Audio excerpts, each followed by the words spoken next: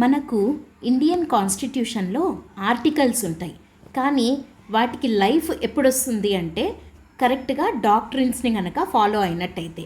అసలు ఏంటి డాక్ట్రిన్స్? పాలిటీలో ఉన్నటువంటి కొన్ని ఇంపార్టెంట్ డాక్ట్రిన్స్ని మనం వన్ బై వన్ డిస్కస్ చేద్దాం. దాంట్లో first and foremost very important doctrine వచ్చేసి doctrine of separation of powers అని అంటామన్నమాట. ఈ doctrine of separation of powers అంటే ఏంటి అని అంటే, సపోజ్ ఫర్ ఎగ్జాంపుల్ ఒక మనిషే చట్టాలను తయారు చేసేది అతనే, వాటిని ఎగ్జిక్యూట్ చేసేది అతనే, అండ్ వాటిని జడ్జి చేసేది కూడా అతనే అనుకోండి.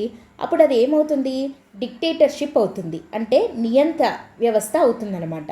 అలా కాకుండా మన కాన్స్టిట్యూషన్ అందుకే అలా అవ్వకూడదని ఏం చెప్పింది?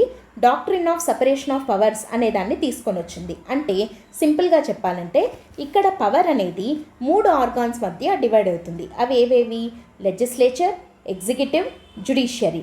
లెజిస్లేచర్ ఏమో చట్టాలను చేస్తుంది, ఎగ్జిక్యూటివ్ ఏమో ఆ చట్టాలను అమలు పరుస్తుంది, జ్యుడిషియరీ ఏమో ఆ చట్టాలని ఇంటర్ప్రిట్ చేస్తుందన్నమాట. అంటే పవర్ అనేది ఈ 3 ఆర్గాన్స్ మధ్య డివైడ్ అయ్యింది. అంటే ఏ ఒక్క ఆర్గాన్ అంటే లెజిస్లేటివ్ కానీ, ఎగ్జిక్యూటివ్ కానీ, జ్యుడిషియరీ కానీ ఏ ఒక్కటి మరీ పవర్ఫుల్ అవ్వకుండా, no one becomes too powerful, అంటే ఏది ఒకరి చేతిలోనే పెట్టకుండా మన రాజ్యాంగము నియంతగా మనము ఏ ఒక్కరు ప్రవర్తించకుండా ఈ మూడిటి మధ్య సమానంగా పవర్ని డిస్ట్రిబ్యూట్ చేయడం జరిగిందనమాట.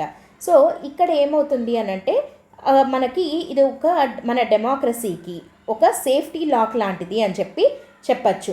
దీనికి సంబంధించినటువంటి ఒక ఇంపార్టెంట్ కేసు లా గురించి మనం చెప్పుకోవాలి అంటే Kesavananda Bharati versus state of Kerala case 1973లో వచ్చినటువంటి ఈ జడ్జిమెంట్ అనేది ఏమని చెప్తుంది అనంటే doctrine of separation of powers అనేది బేసిక్ స్ట్రక్చర్లో భాగము అని చెప్తుందన్నమాట.